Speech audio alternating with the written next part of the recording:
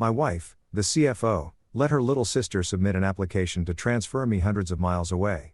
She called it a prank. I called it a reason to leave. So, I packed my bags, boarded the plane, and started a new life without her in it. The email arrived on a Tuesday. I remember this because Tuesdays were supposed to be our good days. The one evening each week when Maya and I both left work at reasonable hours, when we'd meet at that little Italian place on Burt Street and pretend we were still the people who'd fallen in love 8 years ago. Tuesday was sacred. Tuesday was proof that we still had something worth protecting.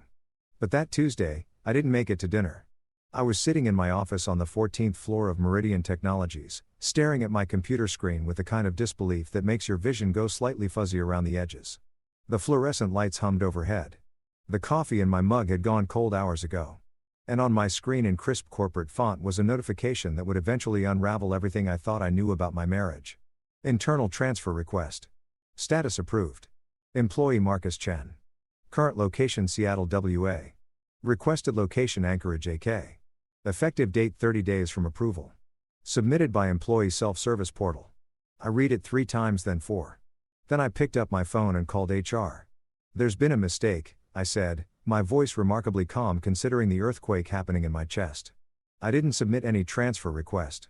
The woman on the other end, Carol, I think her name was, clicked through some screens. I'm showing the request was submitted through your employee portal, Mr. Chen.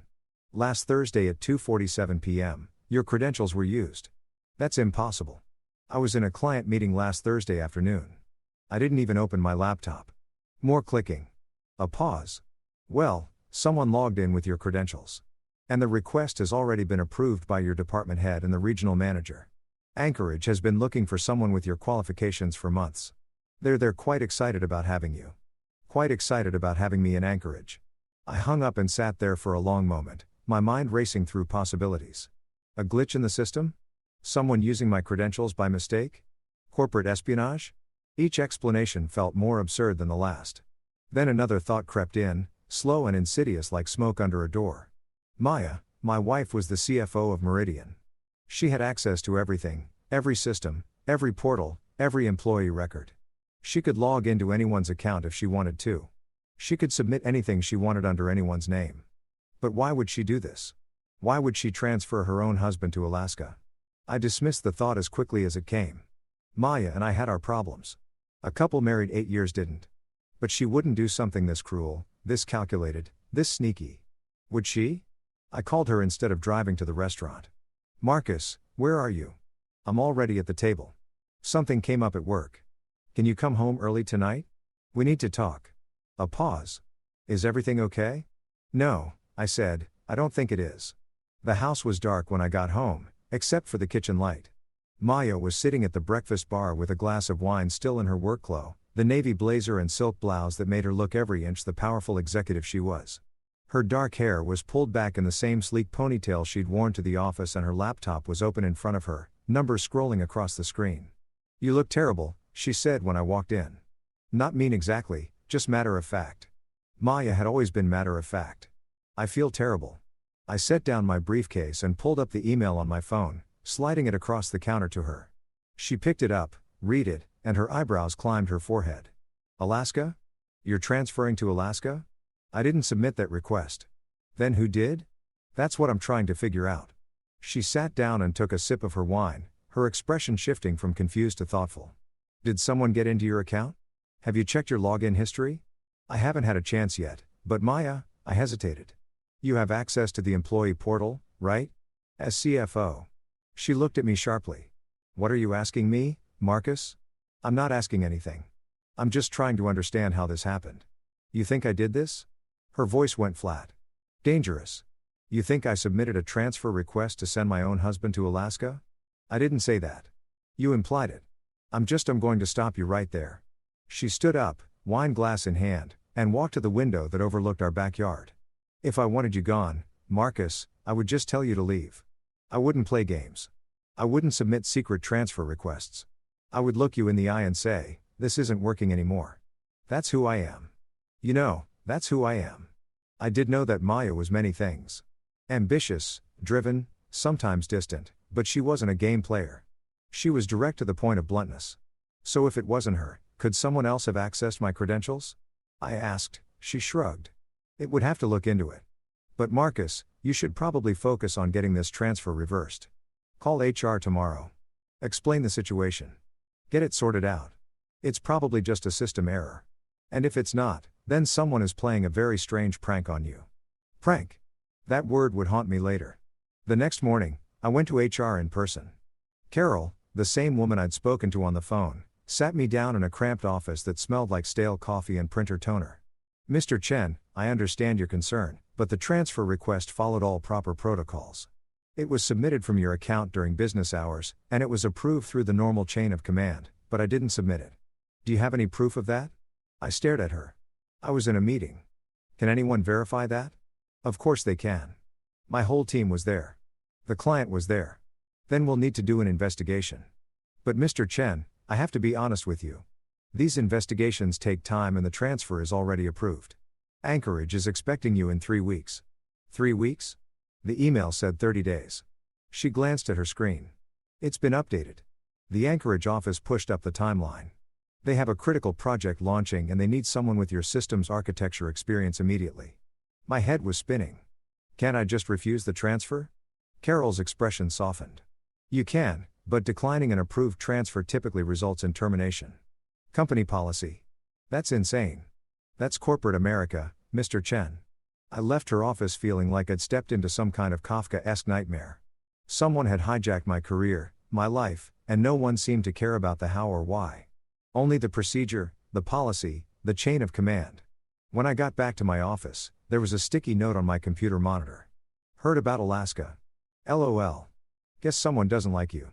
No signature, no indication of who'd left it, but I had a sick feeling in my stomach that I knew. Maya's sister, Jade, had been staying with us for the past 2 months.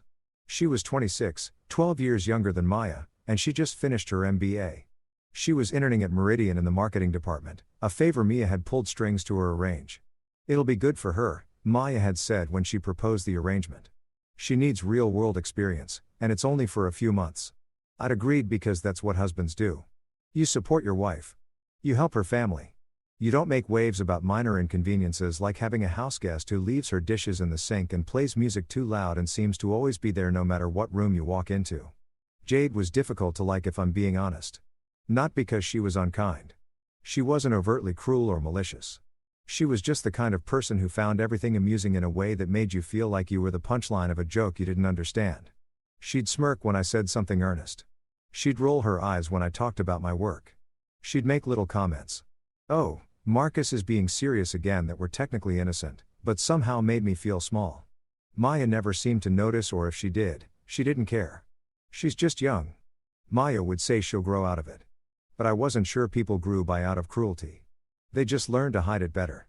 That night when Mia was working late as usual and I was alone in the kitchen making dinner, Jade walked in. Heard you're moving to Alaska, she said, opening the fridge and grabbing a yogurt. I froze. Where did you hear that? Office gossip. News travels fast in corporate land. She peeled back the foil lid and licked it. Sucks for you, I guess. Alaska in winter. That's like literally the worst place on earth. I'm not moving to Alaska. There's been a mistake. Aha. She took a spoonful of yogurt, her expression unreadable. Well, if you do move, at least you'll get away from all this. She gestured vaguely around the kitchen. The tension, the silence, the pretending everything's fine when it's obviously not. What are you talking about? Oh, come on, Marcus. You and Maya haven't been happy in years. Everyone can see it.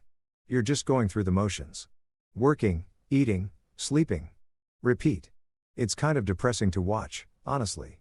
I set down the spatula I'd been holding. Jade, my marriage is none of your business. Maybe not, but I live here, so I get a front row seat to the dysfunction. She shrugged. I'm just saying maybe Alaska wouldn't be the worst thing. Fresh start and all that. She wandered back to her room, leaving me standing there with a pan of burning vegetables and a heart full of cold fury.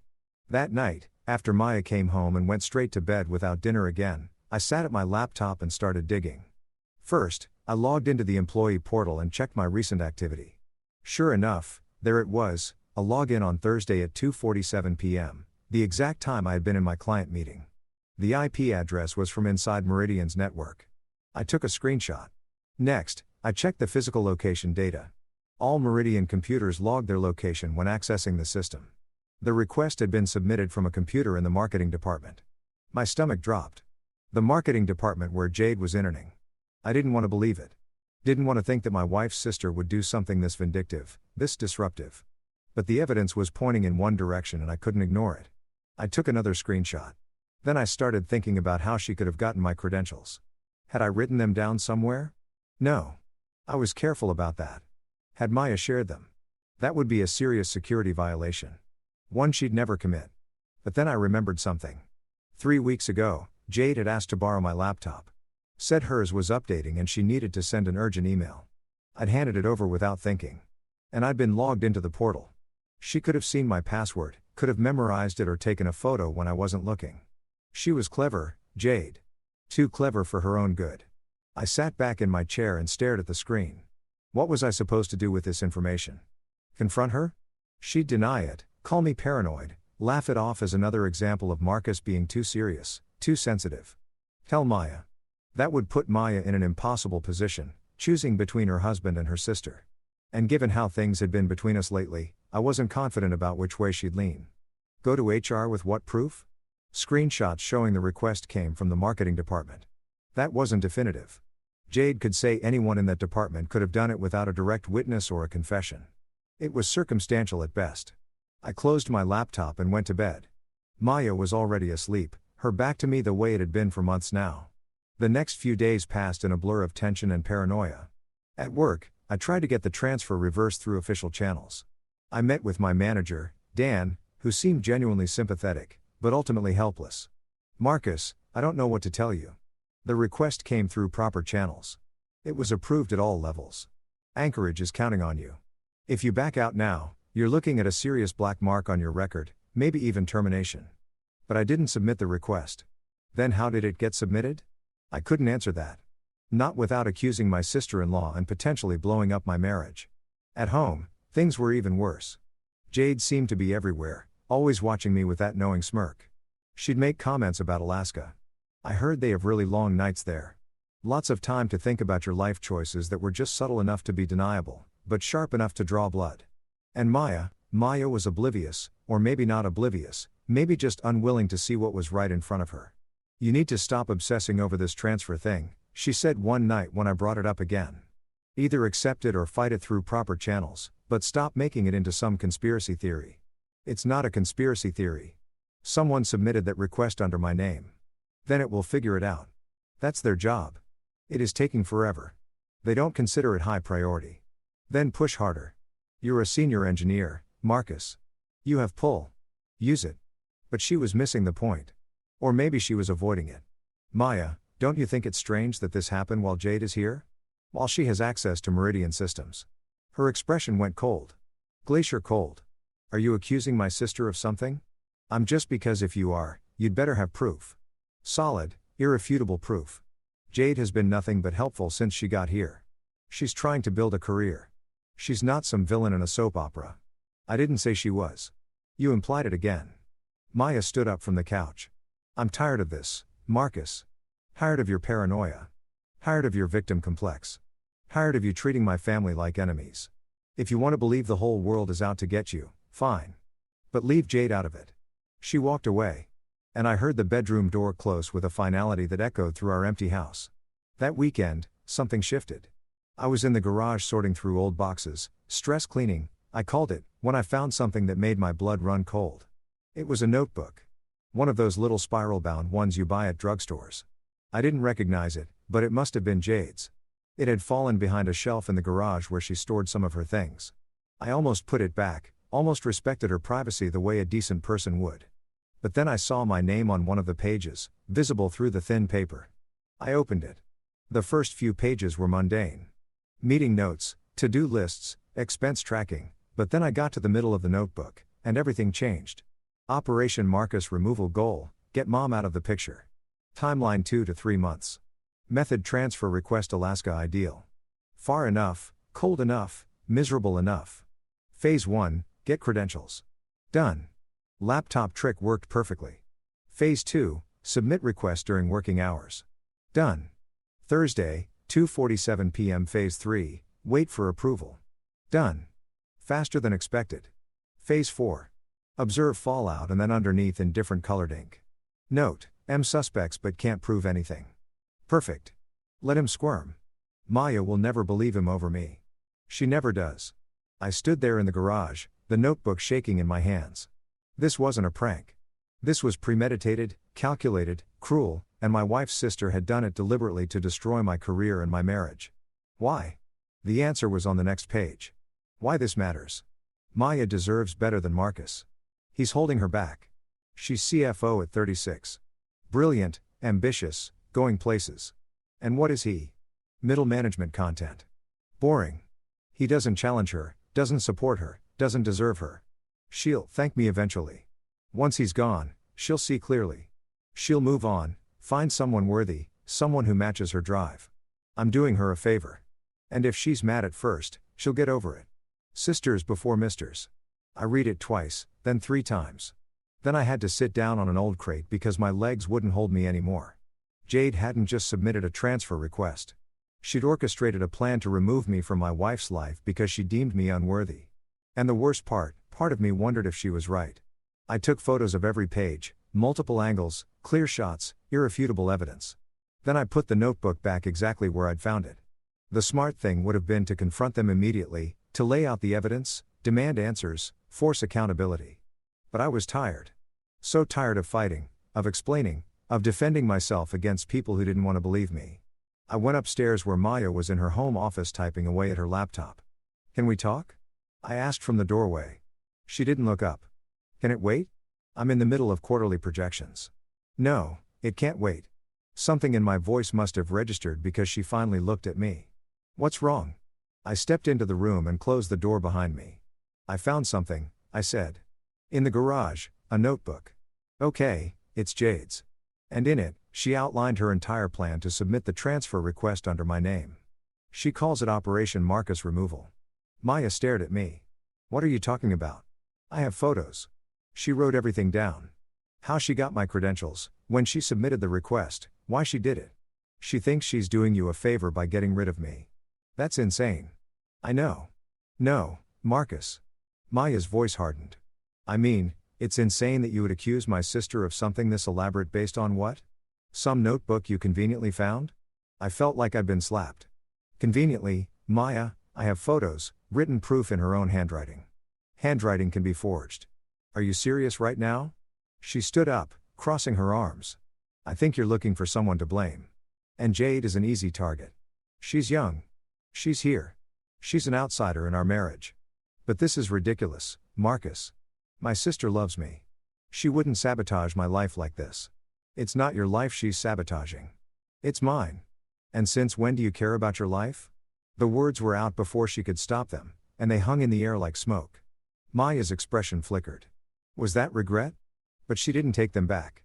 What does that mean? I asked quietly. It means, she sighed. It means you've been coasting, Marcus, for years. You take the safe path. You don't push for promotions. You don't take risks. You're content to just exist. And maybe Jade sees that. Maybe she wrote some stupid notes venting about it, but that doesn't mean she actually did anything. She did do something. I have proof. Then take it to HR. Take it to the police if you want. But I'm not going to stand here and let you vilify my sister based on circumstantial evidence. I stared at my wife, this woman I'd loved for near a decade, and saw a stranger. You're choosing her, I said. You're choosing her over me. I'm choosing to be rational. You're choosing to be paranoid. It's not paranoia if it's true. Then prove it. I pulled out my phone and showed her the photos. Every page, every damning word in Jade's handwriting. Maya looked at them for a long time. Then she said something that broke something fundamental inside me. Anyone could have written that. You could have written it yourself to frame her. I put my phone away. I see. I said, Marcus, no. I understand now. I finally understand. I left the room. I left the house. And I started planning. If you've ever felt the ground shift beneath your feet, not literally, but that soul-deep sensation of everything you believe being revealed as illusion, then you know what I was feeling that night. I drove around for hours. Just drove. No destination, no purpose, just motion. I ended up at a diner off the highway, one of those 24-hour places with fluorescent lights and waitresses who called everyone Arnhem. I ordered coffee I didn't drink and sat in a booth by the window watching the occasional car pass on the highway. My wife had chosen her sister over me, not in some dramatic soap opera fashion, but in that quiet, devastating way that told me everything about where I stood in her priorities. I had proof, written, photographic, irrefutable proof that her sister had deliberately sabotaged my career. And Maya's first instinct was to defend Jade, to question my sanity, to suggest I might be framing her. That last part hurt the most. After 8 years of marriage, after building a life together, after all the compromises and sacrifices and attempts to make it work, she thought me capable of forging evidence to destroy her sister's reputation. What kind of person did she think I was? What kind of person did she think she was to accuse me of that? The coffee grew cold, the sky grew light, and slowly, painfully, a decision crystallized in my mind. I was done. Not done fighting. I was done staying. If my wife wouldn't believe me, wouldn't choose me, wouldn't stand by me, even when I had proof in hand, then what was the point? What was I fighting for? A marriage that existed on paper, but not in practice. A partnership where I was always the afterthought. A life where I was deemed unworthy by the people who were supposed to love me most. No, if they wanted me gone, I'd go, but not the way they expected. When I got home at dawn, Maya was asleep. Jade too, presumably. I went to my office and started planning. The transfer was to Alaska, specifically Anchorage. I'd been researching the city over the past few days, initially to build my case for why I couldn't possibly relocate. But now I looked at it with different eyes. Anchorage was beautiful. Mountains and ocean, wildlife and wilderness, a city that felt like the edge of the world. And maybe the edge of the world was exactly where I needed to be. I pulled up the transfer paperwork and started reading, really reading the details. The position was actually a step up. Senior systems architect, not just systems architect, higher salary, better benefits, more autonomy. Meridian's Anchorage office was smaller, more agile, less corporate. They were working on cutting-edge projects, environmental monitoring systems, disaster response networks, things that actually mattered. I'd been so focused on the betrayal, the injustice, the violation of my autonomy that I'd missed what was actually being offered. An escape, a fresh start, a chance to be someone other than Marcus Chen, the husband who wasn't good enough, the employee who was content to coast, the man who didn't take risks. I made a decision then and there I would accept the transfer. Not because I was forced to, not because I couldn't fight it, but because I was choosing it. Choosing to leave behind a marriage that had died years ago. A wife who didn't respect me. A life that had become a prison of quiet desperation. But I would do it my way. I would document everything first. The next few weeks were a master class in compartmentalization. At work, I officially accepted the transfer. Dan was surprised but supportive. "Sometimes change is good," he said, clapping me on the shoulder. "Alaska might be just what you need." He had no idea how right he was. At home, I acted normal, or as normal as things had been lately. Maya and I continued our careful dance of avoidance. We talked about logistics, the weather, the groceries, the utility bills, but never about anything that mattered. Never about the notebook. Never about the transfer. Never about us. She thought I'd given up. She was wrong. I was preparing. Every day after work, I'd spend an hour at the coffee shop down the street building my case. I organized the photos of Jade's notebook into a clear timeline. I pulled together the IT logs showing the login from the marketing department. I documented every suspicious comment Jade had made, every smirk, every loaded remark about Alaska. I also started documenting our marriage, not in a vindictive way. I wasn't planning to use it against Maya in a divorce, but I needed to see it clearly to understand how we'd gotten here. I wrote about the nights she worked late while I ate dinner alone. The weekends she spent on her laptop while I suggested activities we used to enjoy. The conversations that had become monologues. The intimacy that had become obligation. The way she looked at me sometimes, not with hatred or even dislike, but with something worse, indifference. Reading it back, the pattern was undeniable. We'd stopped being partners years ago. We were roommates, convenient cohabitants, two people who shared a mortgage and a bed, but nothing else. And somewhere along the way, I'd stopped fighting for more. Maybe Jade was right about that part. Maybe I had become content. Boring, risk-averse. But I was about to change that. The night before my departure, I finally confronted them both. We were having dinner, a rare occurrence. Maya had cooked, or rather ordered, from our usual takeout place. Jade was chattering about something at work, some project she was spearheading, and Maya was nodding along with proud sister energy. I waited for a lull in the conversation. "I need to say something," I announced. They both looked at me. Tomorrow I leave for Alaska. We know, Maya said carefully. We already discussed this. We didn't discuss anything. You dismissed my concerns, called me paranoid, and suggested I might be forging evidence to frame your sister. That's not a discussion. The temperature in the room dropped. Jade stopped eating, her fork suspended midway to her mouth. Marcus, Maya started. Let me finish. My voice was calm, steady, the voice of a man who'd made peace with his decisions. I have evidence that Jade submitted the transfer request. Written proof in her own handwriting. I ate logs showing the login came from the marketing department. A clear motive. And you didn't believe me. Worse, you accused me of framing her. I didn't accuse you of you implied I could have written the notebook myself. That's an accusation. Maya. She was quiet. I turned to Jade. You know what you did? I know what you did. And Maya knows, too, whether she wants to admit it or not. Jade's smirk was gone. For the first time since I'd known her, she looked uncertain. I don't know what you're talking about, she said, but her voice wavered. You called it Operation Marcus Removal. You wrote that you were doing Maya a favor by getting rid of me. You wrote that I was holding her back, that I didn't deserve her, that she'd thank you eventually. I recited it from memory. Ring any bells? Jade's face went white. Maya stood up. That's enough, Marcus. No, it's not. Because here's what's going to happen tomorrow. I'm getting on a plane to Alaska. I'm accepting the transfer not because I was forced to, but because I choose to.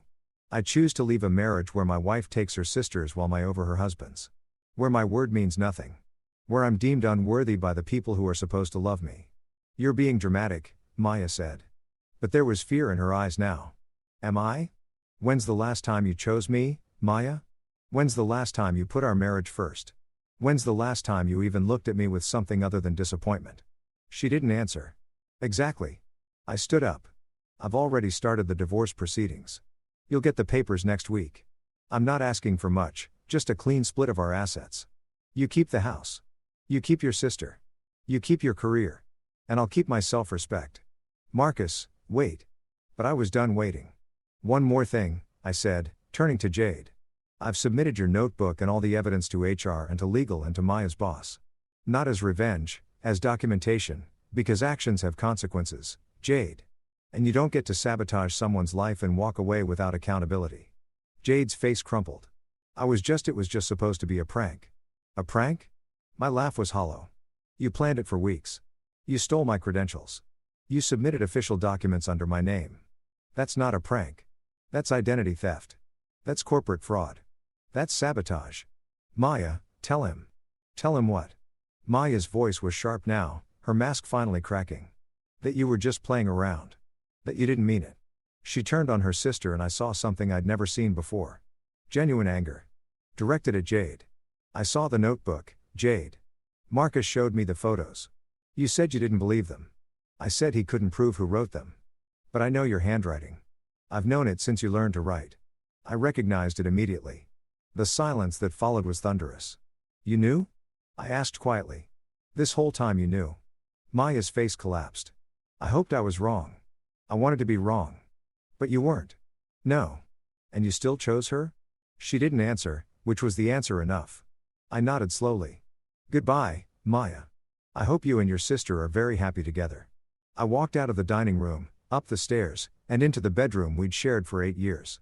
I finished packing my bags, and then I lay down on the bed for the last time, staring at the ceiling, waiting for dawn. Neither of them came to check on me. The airport was quiet at 6 a.m. I'd requested the earliest flight, not because I was eager to arrive in Alaska, but because I wanted to leave Seattle while the city was still sleeping. A coward's departure, maybe. Or maybe just a man who'd said everything he needed to say and had nothing left to prove. Maya had tried to talk to me that morning. I'd heard her footsteps outside the bedroom door, hesitant, uncertain. But she never knocked, never opened the door, just stood there for a long moment before walking away. That was our marriage in a nutshell. Two people standing on opposite sides of a door, neither willing to breach the distance. I called a cab instead of asking her for a ride. Loaded my bags, took one last look at the house, the garden I'd planted, the fence I'd repaired. The porch where we talked about having kids someday, and closed the door. The cab driver was chatty. I wasn't. At the airport, I checked my bags and found my gate. I had 2 hours until boarding, so I bought a coffee and found a seat by the window. That's when my phone started blowing up. First, A text from Maya. Please call me. We need to talk. Then another, I'm so sorry. I should have believed you. I should have stood by you. Then please don't do this. Don't throw away 8 years. I read each one feeling nothing. Or maybe feeling too much to identify any single emotion. Then a text from Jade. I'm sorry. I didn't mean for it to go this far. It was supposed to be a joke. Please don't ruin my career over this. I laughed at that one. A real laugh, dark and bitter. She was worried about her career, her MBA. Her internship, not about the marriage she'd destroyed, the trust she'd violated, the life she'd disrupted. Of course, I didn't respond to any of them. Then my phone rang. Maya's number. I let it go to voicemail. She called again. Voicemail? Then a text. Please, Marcus, just answer. Just let me explain. I typed back, what is there to explain? You knew what she did and you still defended her. That's all I need to know. I was scared. I didn't want to believe my sister could be so cruel. And I didn't want to believe my wife could be so disloyal. But here we are. No response for a long time. Then what can I do to fix this? I thought about that. Really thought about it. Nothing. I finally typed. Some things can't be fixed. Some trust once broken can't be rebuilt. You chose her, Maya. In the moment when it mattered most, you chose her over me. And now I'm choosing myself. Marcus, please have a good life.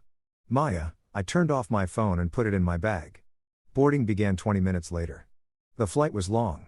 Seattle to Anchorage is about 3.5 hours, but it felt like a lifetime. I had a window seat and spent most of the journey staring at the clouds below, trying to imagine what my life would look like in this new city. No wife, no sister-in-law, no house with memories in every corner, just me and my work in the vast Alaskan wilderness. The woman next to me was reading a romance novel. The couple on the cover looked impossibly happy, frozen in a moment of perfect connection. I wondered if Maya and I had ever looked like that. If anyone had ever seen us together and thought, that's what love looks like. Probably not. We've been comfortable once, content, but passionate, connected, in sync. Not for a long time. Maybe Jade, in her twisted way, had done me a favor. Ripped off the band-aid of a dying marriage rather than letting it fester for another decade. Or maybe I was just telling myself that to feel better about the wreckage of my life. The plane began its descent. Outside the window, I saw mountains, massive, snow-capped, ancient. They made Seattle's mountains look like hills and beyond them the ocean. Gray and endless, the edge of the world. First time in Alaska, the woman asked. Yes, business or pleasure? I thought about that. Fresh start? She smiled knowingly. Alaska's good for those. Something about all that space makes your problems feel smaller. I hope so. The plane touched down smoothly. When the seat belt sign turned off, everyone stood and crowded the aisle. I stayed seated, letting them pass. What was the rush? No one was waiting for me. Eventually, I gathered my things and walked off the plane into the jet bridge. The air was different immediately, colder, crisper, tinged with something that might have been pine or might have been freedom. I took a deep breath and started walking toward my new life. Meridian's Anchorage office was nothing like Seattle. For one thing, it was smaller, maybe 50 employees compared to Seattle's 500. The building itself was modern, but understated, glass and wood rather than steel and chrome. On my first day, I was greeted by Tom White, the regional manager who'd approved my transfer. He was in his 50s, weathered in a way that suggested years spent outdoors with a firm handshake and a warm smile. Marcus, we've been looking forward to having you. Your reputation precedes you. Hopefully a good reputation. He laughed. The best. Your systems architecture work on the Pacific Northwest grid was brilliant. We've been needing someone with that kind of expertise for our climate monitoring project. Climate monitoring. I'd read about it in the job description. A system to track environmental changes across Alaska's vast wilderness in real time. I'm excited about it, I said and meant it. Tom showed me around, introduced me to the team, a diverse group of engineers, scientists, and environmental specialists who seemed genuinely passionate about their work. No one asked why I transferred. No one made jokes about Seattle politics or corporate games. They were just happy to have someone with my skills. For the first time in weeks, I felt like I could breathe. My apartment was a one-bedroom downtown with a view of the mountains. It was sparse, just a bed, a couch, a desk, but it was mine. That first night, I unpacked my bags and sat by the window, watching the sunset paint the sky in shades of pink and gold that I'd never seen in Seattle. My phone was still off. I wasn't ready to face whatever messages were waiting. Instead, I poured myself a drink and made a toast to no one. To fresh starts, I said aloud. The mountains didn't respond, but they didn't judge me either. The divorce papers were officially served to Maya 3 days after I arrived. I know this because that's when the deluge began.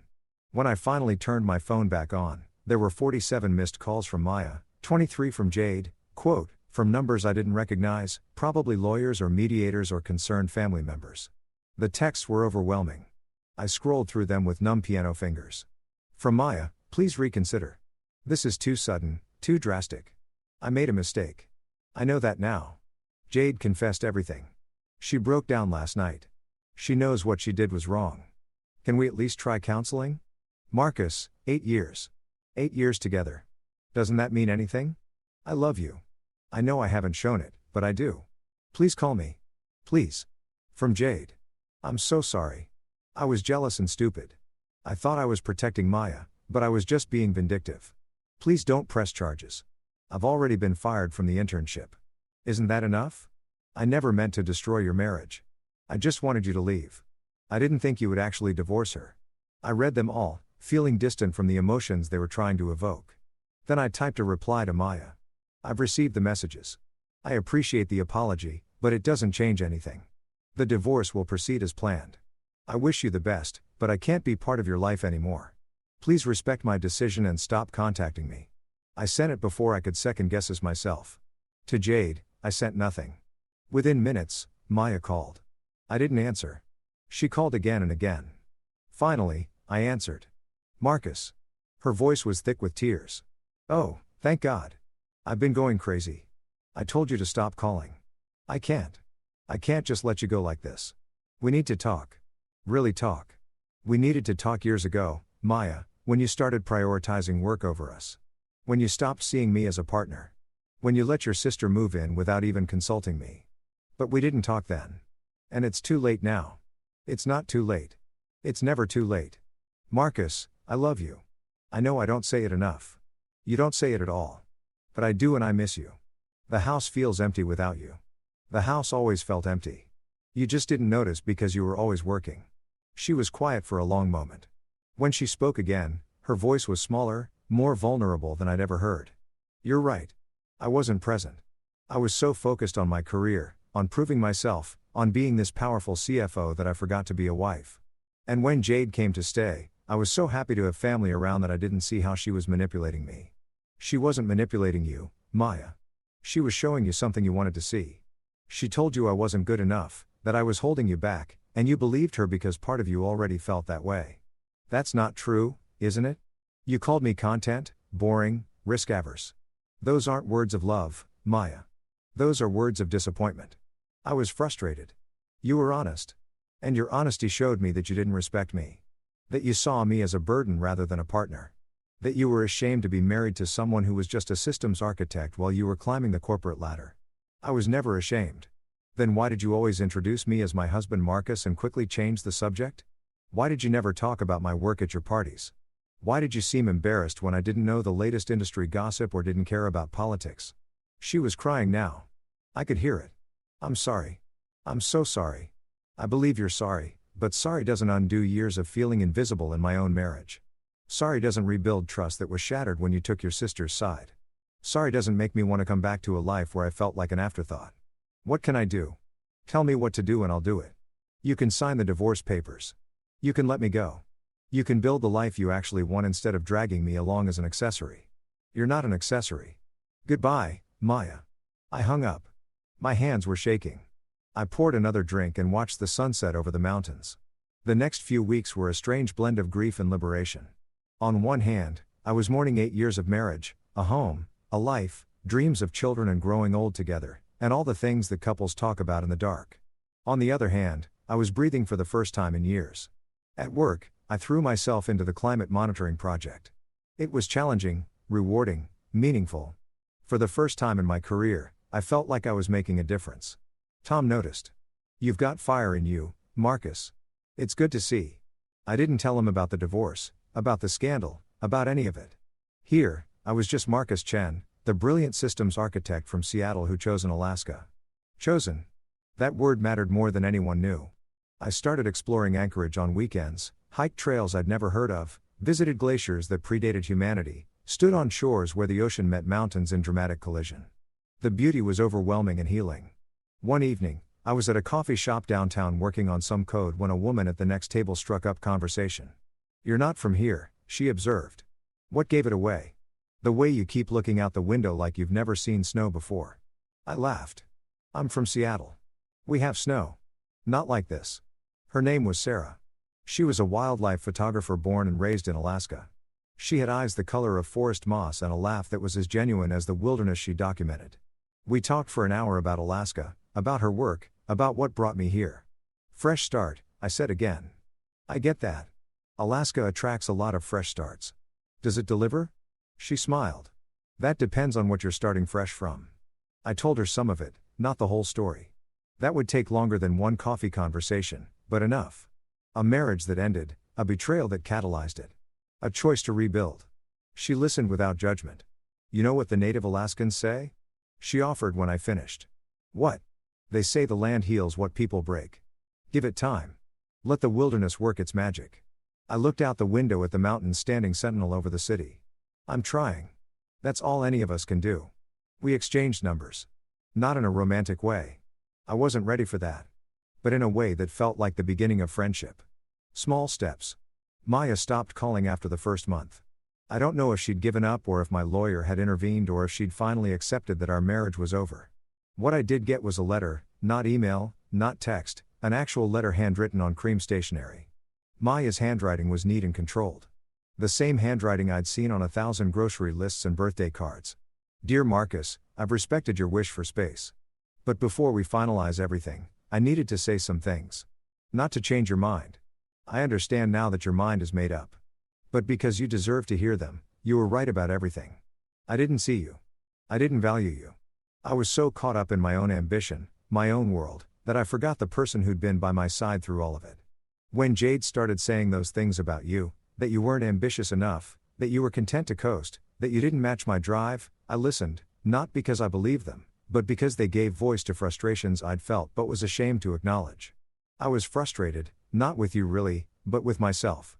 I'd sacrificed so much for my career, weekends, holidays, evenings, our relationship. And I needed to believe it was worth it. And somewhere along the way, I started seeing your contentment as the opposite of my ambition instead of what it really was, balance. You weren't holding me back. You were trying to pull me back. To remind me that there was more to life than quarterly reports and board meetings. But I didn't want to hear it. Jade saw that. She exploited it and I let her. When you showed me her notebook, I knew immediately it was her writing. I knew what she'd done. But I couldn't face it because facing it meant facing my own failures as a wife. Meant acknowledging that I'd created an environment where my sister felt justified in sabotaging my marriage for my own good. So I chose denial. And in doing so, I chose her over you. I don't blame you for leaving. I would have left too. What I do blame myself for is not fighting harder to make you stay. For not getting on my knees and begging you to give me another chance. For not showing you through actions that I could change. But maybe that's the point. If I'd really loved you the way you deserved, I wouldn't have needed to beg. You would have wanted to stay. I've signed the divorce papers. My lawyer will send them this week. You'll get everything you asked for. Not because I'm trying to assuage my guilt, but because it's fair. Jade has moved out. She went back to our parents' house. We're not speaking currently, which I know will surprise you given how fiercely I defended her. But some betrayals are too deep even for sisterly loyalty. She didn't just betray you, she betrayed me. She used my weaknesses against me, manipulated my fears, and destroyed my marriage with a smile. I'm working with a therapist. Learning to see the patterns that all led us here. Learning to be present instead of perpetually somewhere else. Learning that ambition without foundation is just running in circles. I hope Alaska is everything you need it to be. I hope you find the peace you're looking for. I hope someday you find someone who sees you clearly and loves you without reservation. You deserve that, Marcus. You always did. I'm sorry I couldn't be that person. With love and regret, Maya. I read the letter 3 times. Then I folded it carefully and placed it in the drawer where I kept important things. I didn't cry. I'd done enough of that. But I did pour myself a drink and sit by the window and let myself feel, really feel the weight of what had ended. 8 years. Not all bad, not all wasted, just over. And maybe that was okay. 3 months into my Alaska life, I got an email from HR that changed everything. Read investigation results transfer request incident. Dear Mr. Chen, following our comprehensive investigation into the unauthorized transfer requests submitted under your credentials, we have concluded our findings. The investigation confirmed that the request was submitted without your authorization from a terminal in the marketing department. While the IT logs and additional evidence provided strongly suggest the involvement of a specific individual, corporate policy and legal considerations prevent us from disclosing their identity directly. However, you should be aware that the individual in question is no longer employed by Meridian Technologies effective 60 days ago. Additionally, based on the evidence, including the documentation you submitted, our legal team has recommended that you have grounds for civil action should you choose to pursue it. Furthermore, given the circumstances of your transfer and the confirmation that it was not voluntarily initiated, you are entitled to the following retention bonus of $50,000 for your agreement to remain in the Anchorage position. Full relocation reimbursement, which you had declined. Accelerated promotion consideration. Public apology from the company. Please let us know how you would like to proceed. Best regards, Corporate Human Resources. I sat at my desk reading the email multiple times. Jade had been fired. Not just let go, fired, which meant her termination would follow her. Her MBA would be shadowed by a dismissal for fraud and corporate misconduct. Part of me felt vindicated. She'd deserved consequences and she'd gotten them. But another part of me felt empty. This wasn't what justice felt like. Not really. I forwarded the email to my lawyer and asked him to draft a response declining civil action. Yes, I had grounds. Yes, I could probably win a lawsuit. But what would that accomplish? Jade was already suffering consequences. Maya was already dealing with the fallout. Dragging them through court wouldn't heal anything. It would just keep the wound open. The money was another matter. $50,000 was significant, and I deserved it, not as compensation for pain, but as acknowledgement that I'd been wronged and had handled it professionally. I accepted the retention bonus, and I declined the public apology. The last thing I wanted was attention drawn to my situation. I'd come to Alaska to start fresh, not to carry Seattle's drama with me. The months that followed were transformative. At work, I was thriving. The climate monitoring system was taking shape, and I was leading the architecture team with a passion I didn't know I had. Tom promoted me to senior systems architect officially this time, not just as a title bump. And I found myself actually excited about going to work each day. Socially, I was building something, too. Sarah and I had become close friends. Not romantic. I wasn't ready for that, and she sensed it without me having to explain. But she introduced me to her circle, other transplants, nature lovers, people who'd come to Alaska seeking something they couldn't find elsewhere. We hiked together, kayaked, spent evenings around campfires, swapping stories. It was the kind of community I'd never had in Seattle, where socializing meant cocktail parties and networking events. Here, people were real. I started seeing a therapist, too. DLC, no relation, despite the name, was a calm, insightful man who helped me process everything. You're not just divorcing your wife, he said during one session. You're divorcing your old self. The version of Marcus who accepted being overlooked, who didn't advocate for his own needs, who believed he wasn't worthy of more. Is that a bad thing? I asked. Not at all. It's growth. Painful, but necessary growth. Growth. Yes, that's what this was. 6 months after my arrival, the divorce was finalized. My lawyer called to tell me everything had been settled amicably. Maya had signed everything, contested nothing, given me exactly what I'd asked for. She's making this easy for you, he observed. She's trying to make up for making everything else so hard. Whatever the reason, you're officially single, Mr. Chen. Sling? The word felt strange. Heavy and light at the same time. And that night, I went to my favorite spot, a lookout point above Anchorage, where you could see the entire city laid out against the mountains. The sun was setting, painting everything in golden rose. I thought about Maya, about what we'd had, what we'd lost. I thought about Jade, her cruelty, her misguided sisterly loyalty, her consequences. I thought about myself, the man I'd been, the man I was becoming. And I felt something I hadn't felt in years. Peace. Not happiness exactly, not yet. But peace, a settling of the soul, a quieting of the restless ache that had plagued me for so long. I pulled out my phone and did something impulsive. I texted Maya. The divorce is finalized. I wanted to say thank you for not making it difficult. And I wanted to say that I forgive you, not for your sake, but for mine. Carrying anger is exhausting, and I'm tired of being tired. I hope you find what you're looking for. Truly, I sent it before I could overthink. Her response came quickly. Thank you, Marcus. That means more than you know. I hope you find what you're looking for, too. And I hope someday maybe we can be friends. But I'll respect whatever you need. Friends, maybe someday, years from now. Or maybe not. Either way was okay. 9 months into Alaska, I had an unexpected visitor. I was at work when Tom stopped by my desk. "Marcus, there's someone in the lobby asking for you. Says she's your sister-in-law." My blood ran cold. "Tell her I'm not available." Tom looked confused but nodded. An hour later, my phone buzzed. A number I didn't recognize. "Marcus, it's Jade. I know you don't want to see me, and I don't blame you, but I flew all the way here because I needed to apologize in person. Please, just 10 minutes.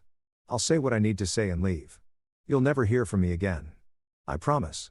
I stared at the message. Every instinct told me to ignore it, to maintain the distance I'd created, to protect my peace. But another part of me, the part that was healing, growing, becoming, knew that unfinished business had a way of haunting you. I texted back, "Coffee shop on 4th Street, 6 p.m. You have 15 minutes. She looked different, smaller, somehow, dimmer. The confident, smirking Jade I'd known was gone, replaced by someone who looked like she hadn't slept well in months. She was sitting at a corner table when I arrived, clutching a cup of tea like it was a lifeline. When she saw me, tears immediately filled her eyes. "Thank you for coming," she whispered. I sat across from her. "You have 15 minutes, she nodded. "I don't know where to start. How about with why?" She took a shaky breath. "I loved Maya. I still do. She's my big sister, my role model, my everything. And when I came to stay with you both, I saw how unhappy she was, how stressed, how stretched thin between work and home. And you blamed me. I did. I thought you were the problem. You were so calm, so content. While she was killing herself to climb the corporate ladder, you were just existing. I thought you were dead weight. Thought if I could just remove you from the equation, she'd be free to fly. By destroying my career and my marriage by giving her options. That's how I justified it. Not destroying, freeing. That's a convenient way to frame sabotage." She flinched. "I know, God. I know. I've had months to sit with what I did. Months of therapy, of self-reflection, of Maya not speaking to me." Her voice cracked. "Do you know what it's like to lose your sister? The person you thought you were protecting? I know what it's like to lose a wife. And that's my fault. Yes." She was crying now, tears streaming down her face. "I'm so sorry, Marcus. I'm so incredibly sorry. I was arrogant and cruel and I ruined everything. Your marriage, your career, your trust in people, my relationship with Maya, everything. I let her cry. Didn't comfort her. Didn't judge her. Just let her feel the weight of what she'd done." Finally, she collected herself. "I'm not asking for forgiveness. I don't deserve it. I'm asking for acknowledgement that I know what I did was wrong, that I'm getting help, that I'm trying to be better, and flying across the country to tell me this accomplishes what exactly? Closure for both of us. I needed you to see that I'm not the person who wrote those things in that notebook. Not anymore. I was jealous and vindictive, and I hurt someone who didn't deserve it. But I'm trying to change. Are you?" Yes, I studied her, looking for signs of manipulation, of hidden agenda, but all I saw was a broken young woman who'd made a terrible choice and was living with the consequences. "You want acknowledgement?" I said finally. She nodded. "Fine. I acknowledge that you made a mistake, a serious, damaging mistake that hurt multiple people. I acknowledge that you seem to regret it, and I acknowledge that you're trying to be better." I leaned forward. "But Jade, acknowledgement isn't forgiveness, and it's not absolution. What you did had real consequences. Your actions, your prank, as you called it, ended a marriage, upended my life, and damaged your relationship with your sister. Those consequences don't disappear because you're sorry. I know. Do you?" "Yes." She met my eyes. "I lost everything, too, Marcus. My internship, my reputation, my sister. The MBA I worked so hard for is useless because no one will hire me with a termination for fraud on my record. I'm living with my parents, working part-time at a bookstore, trying to figure out what to do with my life." She laughed hollow and sad. "I wanted to save Maya from a life I thought was beneath her. Instead, I destroyed my own future. Poetic justice, I thought, but I didn't say it. What do you want from me, Jade? Really?" She thought about it. "I want to know that someday, maybe years from now, you'll be able to think of me without hating me. That you'll remember I was young and stupid and made a terrible choice, but that I owned it and tried to be better. I don't hate you. You don't. Hate takes energy, and I don't want to give you that much power over my emotions anymore." She nodded slowly. "That's fair. I don't hate you, I repeated. But I don't want you in my life either. Not now. Maybe not ever. You need to be okay with that. I am. Good. I stood up. Your 15 minutes are up. Marcus, I paused. Thank you for listening. For not just throwing me out, for being decent even after everything. I'm trying to be the kind of person I want to be. And that person doesn't throw people out without hearing them. Even people who have hurt him. Maya was wrong about you. You're not content in a bad way. You're solid, grounded, and apparently I'm not the only one who didn't see that until it was too late. Goodbye, Jade. Goodbye, Marcus. I left the coffee shop and walked into the Alaskan evening. The mountains were there, same as always, solid, grounded. Maybe we weren't so different after all. A year into my Alaska life, something shifted. Not externally. Externally, things were going well. My work was fulfilling. My friendships were genuine. My apartment was starting to feel like home. No, what shifted was internal. I realized I was happy. Not the ecstatic fireworks happiness of new love or major achievement, but a quiet, steady happiness, the kind that comes from being exactly where you're supposed to be. I noticed it on a random Tuesday evening. I was making dinner, actually making it, not just reheating takeout and listening to music. Nothing fancy, just pasta with vegetables and a decent wine. And I was humming. When's the last time I'd hummed? Years, probably. In Seattle, my evenings had been silent. Maya worked late or brought work home. We'd eat in front of our respective screens, then retreat to separate corners of the house. But here, in my small Anchorage apartment with mountains out the window and pasta on the stove, I was humming. That night, I called her Chen. I think I'm happy, I told him. He laughed. You sound surprised. I am. After everything, I didn't think I'd get here. What does here feel like? I thought about it. Peaceful, present, like I'm finally living my life instead of just existing in it. That's wonderful, Marcus. Really? You've done hard work to get here. Feels like the hard work is just beginning. What do you mean? I mean, I've healed from my marriage, from the betrayal, from the self-doubt. But now comes the scary part, which is building something new. Opening myself up to possibility again, risking pain. Growth always requires risk. I know, but after being burned so badly, you're afraid. Terrified. That's normal and healthy. It means you take connection seriously. I do. So, what are you going to do about it? I knew the answer even as I asked the question. Sarah and I were hiking one weekend, a trail she'd done dozens of times, but I'd never attempted. The kind of hike that left you breathless, not from exhaustion, but from beauty. I'm thinking about staying, I told her as we rested on a rocky overlook. She looked at me. You weren't sure? At first, no. I thought Alaska was temporary, a healing place. Eventually, I'd go back to Seattle, back to my real life. And now, I realize this is my real life. The one I actually want, not the one I thought I should want. She smiled. Alaska has a way of doing that. Showing you what matters. What about you? Did Alaska show you what matters? Every day. We sat in comfortable silence, watching an eagle circle overhead. Marcus, yeah, I'm glad you stayed. Me, too. That night, I did something I'd been considering for weeks. I wrote a letter not to Maya or Jade, to myself. Dear Marcus, it's been a year since you stepped off that plane into the Anchorage air. A man fleeing pain and searching for meaning. You found both. The pain, it hasn't disappeared. Some nights you still wake up with an ache where your marriage used to be. Some days you catch yourself about to text Maya something funny, then remember you can't.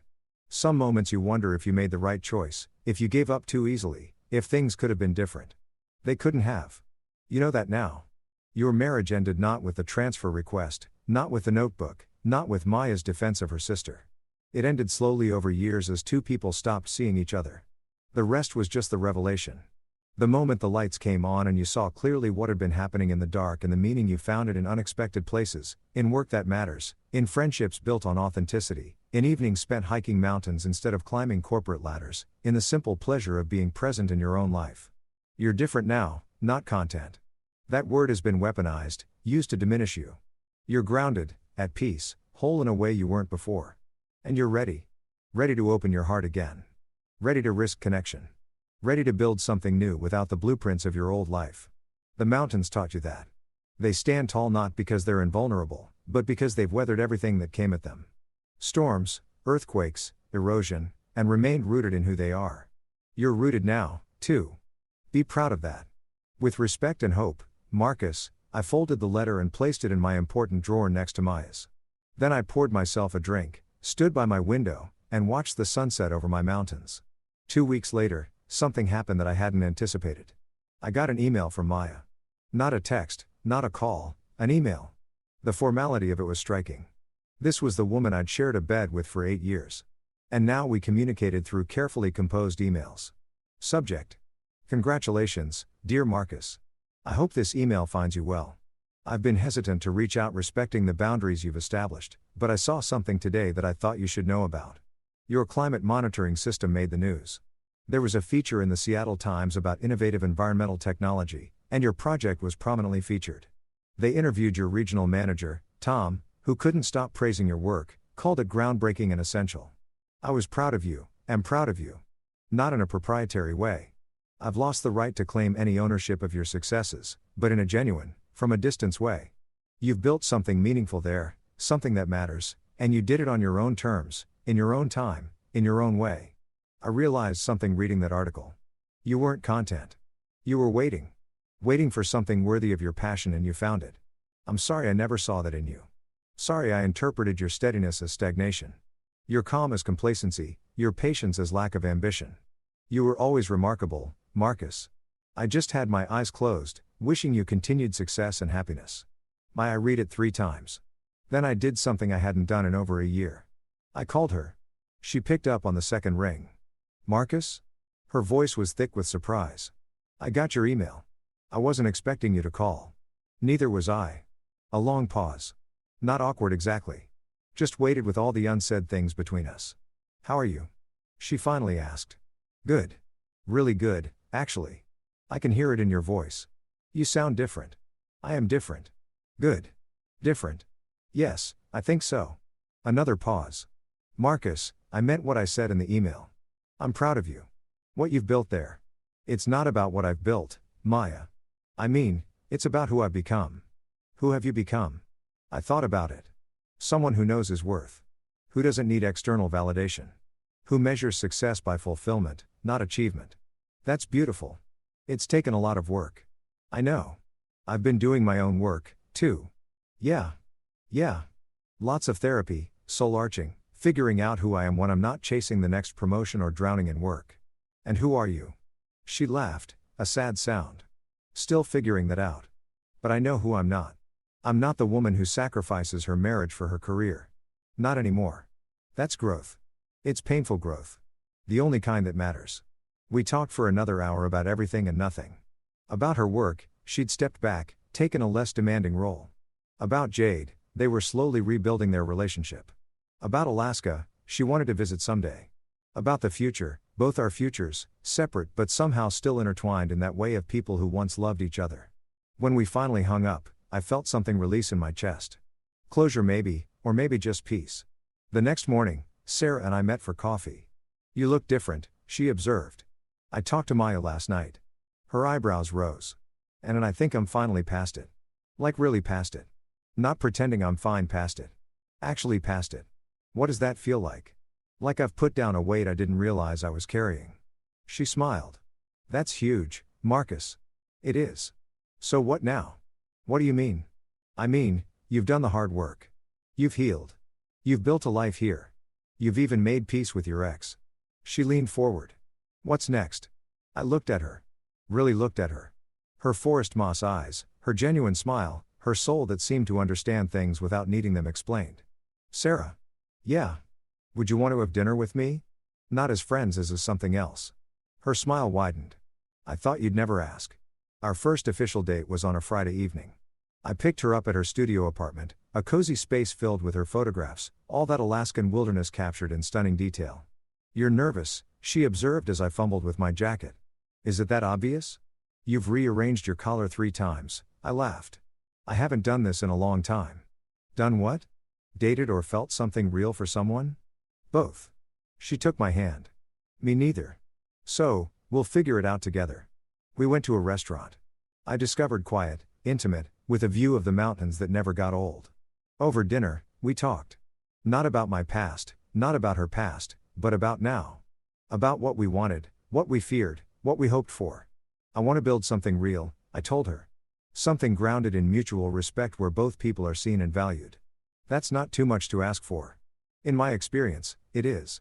Then your experience has been with the wrong people. I looked at her across the candlelight. Maybe she was right. The weeks that followed were wonderful. Sarah and I took things slow.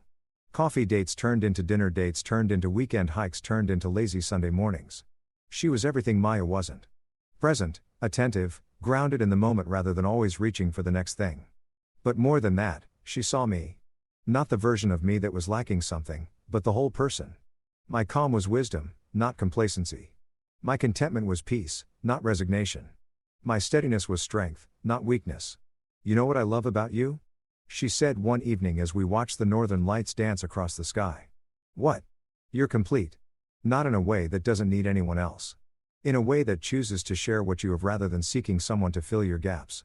That's the nicest thing anyone's ever said to me. It's all so true. I pulled her close. I think I'm falling for you, I said. Good, because I'm already there. 6 months later, I got a letter from Maya. Not an email this time, an actual letter like before. Dear Marcus, I heard through the corporate grapevine that you're seeing someone. I won't pretend it doesn't sting, knowing you've moved on, knowing you found someone who sees what I failed to see. But the sting is my own issue, born of regret, not jealousy. You deserve happiness, Marcus. You always did. I'm writing because I'm getting married again. To someone I met in therapy of all places. His name is David. He's a writer. Quiet, introspective, grounded, the opposite of who I thought I wanted, which means he's probably exactly what I need. We're not rushing things. After the way my marriage to you ended, I'm terrified of making the same mistakes. David understands that. He's patient, present, reminds me to slow down, to be here, to not let ambition consume everything else. Sound familiar? I learned that lesson too late to save us. But maybe not too late to build something healthy with someone else. I wanted you to know, not for permission or blessing, but because you're still someone whose opinion matters to me, even from a distance, even as a memory. I hope you're happy in Alaska. I hope your work continues to thrive. I hope your relationship brings you the joy and partnership you deserve. And I hope someday we can be friends. Real friends. The kind who can wish each other well without residual pain. I'm getting there. With warmth and gratitude, Maya. I read the letter to Sarah that evening. How does it make you feel? She asked. Peaceful. Genuinely happy for her. No jealousy. No regret. None. We weren't right for each other. We both know that now. And we've both found people who are right for us. That's mature. That's growth. She kissed me. I love who you are. I love who I'm becoming. 2 years after my arrival in Alaska, I stood at that same lookout point where I'd first found peace. So much had changed. The climate monitoring system was fully operational, receiving national attention for its innovation. Tom had promoted me to lead architect for the entire region. Sarah and I had moved in together, a house on the outskirts of Anchorage with enough land for her to set up a proper photography studio and enough space for us to build a life. We'd adopted a dog, a husky mix named Bear, who seemed as at home in the wilderness as we were. The divorce felt like a lifetime ago, not forgotten, never forgotten, but integrated into my story rather than defining it. Maya and I exchanged emails occasionally, friendly, warm, without the weight of our past. She'd married David, seemed happy, had found balance. Even Jade had found her way. She'd gone back to school, pivoted to social work. We weren't friends, probably never would be, but the anger had faded. She was trying to be better, and that was all anyone could do. Standing on that overlook, mountains stretching endlessly before me, I thought about the journey, the betrayal that felt like devastation. The decision that felt like escape, the rebuild that felt like salvation. And the revelation, the slow, painful, necessary revelation that sometimes the worst thing that happens to you becomes the best thing for you. Not because trauma is good, not because betrayal is justified, but because how you respond to pain defines who you become. I'd been given a choice. Stay bitter or grow better. I chose growth. Years later, 5 to be exact, I found myself in a coffee shop in downtown Anchorage, waiting. Sarah was meeting me there after a gallery showing of her work. She'd become known for her environmental photography, images that captured both the beauty and the fragility of Alaska's wilderness. I was proud of her, of us, of what we'd built. We'd married 2 years ago in a small ceremony by a glacier. Just us, a few close friends, and the witnesses that mattered most. The mountains, the water, the endless sky, no drama, no betrayal, no family politics, Just love witnessed by wilderness. I was scrolling through my phone when someone walked up to my table. Marcus. I looked up and there was Jade. She looked different, older, more settled. The anxious, vindictive energy I remembered was gone, replaced by something calmer. Jade, I thought it was you, small world. What are you doing in Alaska? Work trip.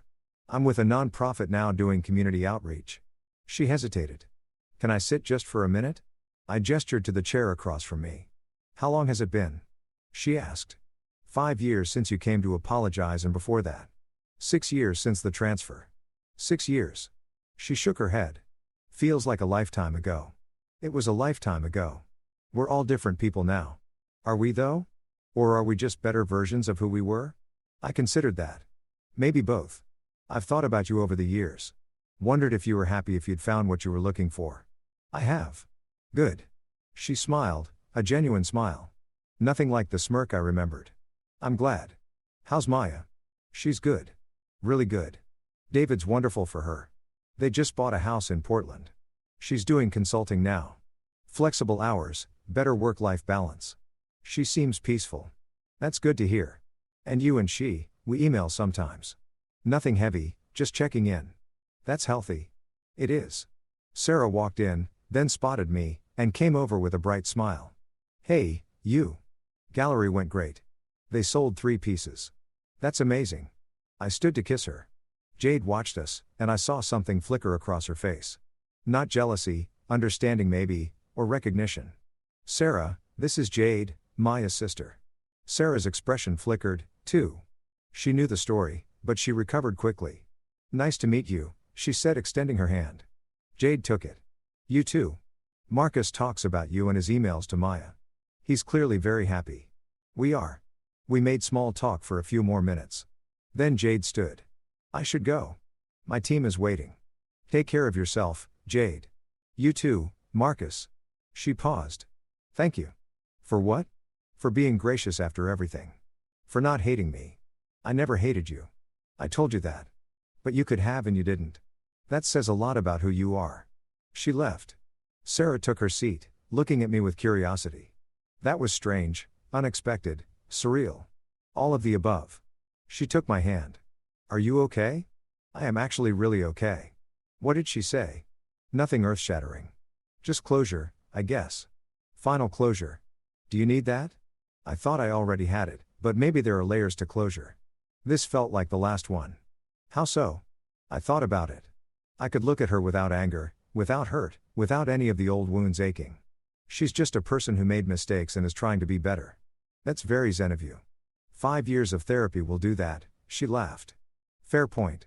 We ordered dinner and talked about her gallery showing, about the pieces that sold, about the plans for her next series.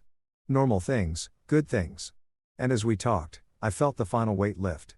Not just closure on Jade, not just closure on the transfer or the divorce or the betrayal. Closure on the version of me who needed to prove anything. I was here in Alaska with Sarah, building a life that was meaningful and grounded and real. The rest was just story. That night, after Sarah fell asleep, I went to my writing desk.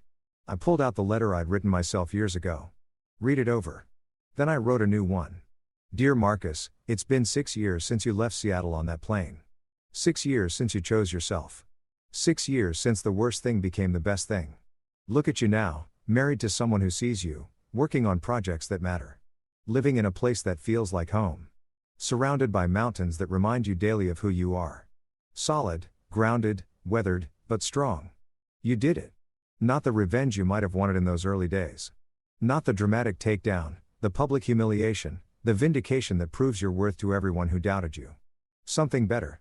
You lived well. You built peace. You chose growth over bitterness. And in doing so, you became someone you're proud to be. The betrayal that brought you here, it wasn't fair, wasn't just, wasn't deserved. But your response to it, that was all you. You took pain and made it purpose. You took betrayal and made it beginning. You took the worst hand you'd been dealt and played it into a winning game. Not a win against anyone, a win for yourself. And that, Marcus, is the quiet revenge, the elegant justice, the truth that serves as its own vindication. You're living proof that happiness is the best revenge. Not because it punishes your betrayers. It doesn't, but because it proves that they didn't break you. You stand here today whole and healed and hopeful. Not despite what happened, but because of how you chose to respond. That's power. That's justice. That's grace. Be proud, Marcus. You've earned it. With love and respect, your past swam, your present self, and your future self, all one and the same. I folded the letter, set it aside, and went to bed next to my wife. In our house, in our Alaska, in our life, the mountains stood watch outside our window. The snow fell softly, covering everything in silence. And somewhere far away, the life I'd left behind continued without me. Not destroyed, not avenged, just distant. And that was enough. More than enough. It was everything. 10 years, a full decade since I'd boarded that plane in Seattle. I was standing on the same lookout point where so much of my healing had happened. But this time, I wasn't alone. Sarah was beside me, her camera around her neck as always. And in my arms, bundled against the morning chill, was our daughter. We'd named her Aurora for the Northern Lights. We'd watched on our first date for the constant wonder of our Alaska life. She was too, all curious eyes and grabbing hands and questions about everything. Mountains, she said, pointing. That's right, sweetheart. Mountains. Big. Very big. Mama, take picture. Sarah laughed. Mama always takes pictures. We stood there, the three of us, watching the sunrise paint the sky gold, rose, purple, infinite. I thought about all the sunrises I'd watched in this place. The first one full of grief and confusion. The ones that followed, marking my slow climb toward peace. And now this one marking something else entirely. Completion. Not the end of my story.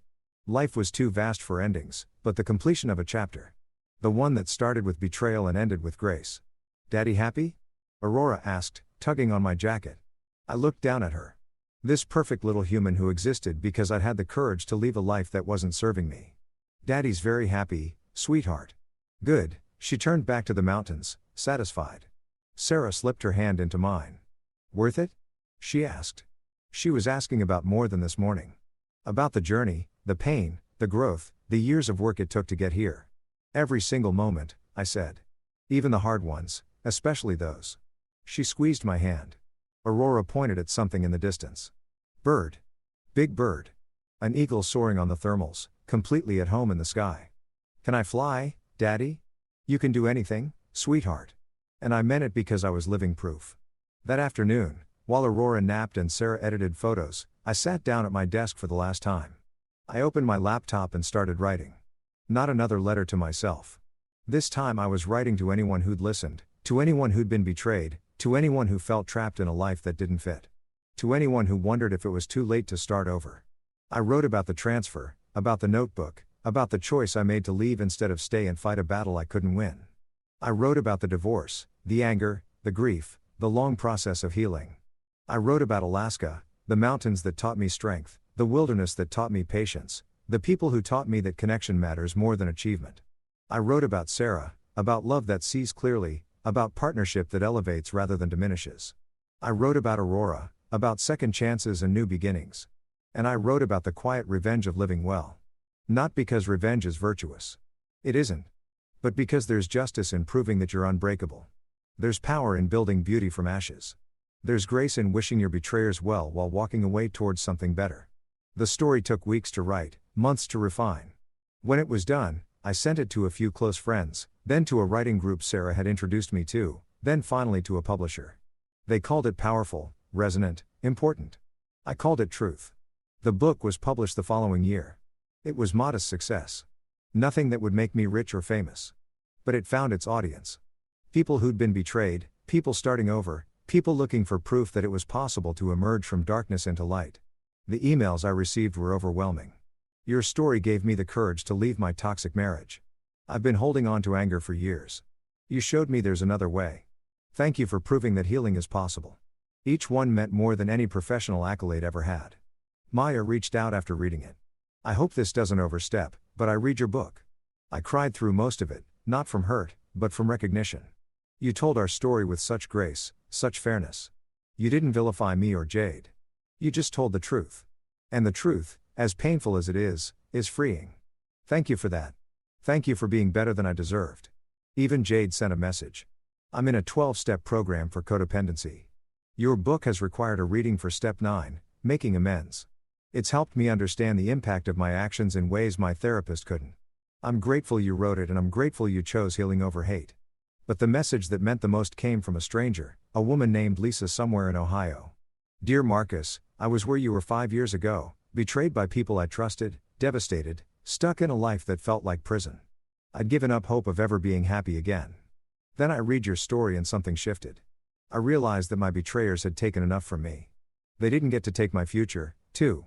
I'm writing to tell you that I left, moved across the country, started over. It's been hard and scary and lonely sometimes, but it's also been real and true and mine. I wanted to thank you, not for showing me that happiness is easy. It's not, but for showing me that it's possible. That's all I needed to know. Thank you for your courage. It gave me mine. I read Lisa's email to Sarah that night. She cried. You did that, she said. You helped her. By being brave enough to tell your story, you helped someone find their own courage. I just told the truth. Truth is powerful. I'm learning that. These days, life is beautifully ordinary. I work for Meridian still remotely now since CO changed everything. The climate monitoring system has expanded to 4 states and I oversee it all from my home office with mountain views. Sarah's photography has gained international recognition. She's been featured in National Geographic, documenting Alaska's changing ecosystems with her artist eye and scientist heart. Aurora is 5 now, full of wonder and questions and that particular joy that children have before the world teaches them to be cynical. We have another child on the way, a boy we've learned. We're naming him Kai after the sea that borders our wild home. My relationship with Maya has settled into something I never expected. Genuine friendship. We talk monthly, share holidays distantly, wish each other well sincerely. David is good for her, she's good for him. They're happy in ways we never were. Jade has become a social worker specializing in family mediation. Ironic perhaps, or maybe exactly right. Who better to help families navigate betrayal than someone who's caused it and learned from it? We're not friends, but we're not enemies either. We're just people who were part of a story that shaped us all. Last week, Aurora asked me about the mountains. Why do you love them so much, Daddy? I thought about my answer. Because they're strong, I said finally. They've been through everything. Storms, earthquakes, fires, and they're still here, still standing, still beautiful like you. Children see so clearly sometimes. Yeah, sweetheart. Like me. I want to be like the mountains, too. You already are. She smiled, my smile, Sarah tells me, and went back to her coloring. I watched her for a long moment. This child who exists because I chose to heal instead of hate. This life that exists because I chose to grow instead of stagnate.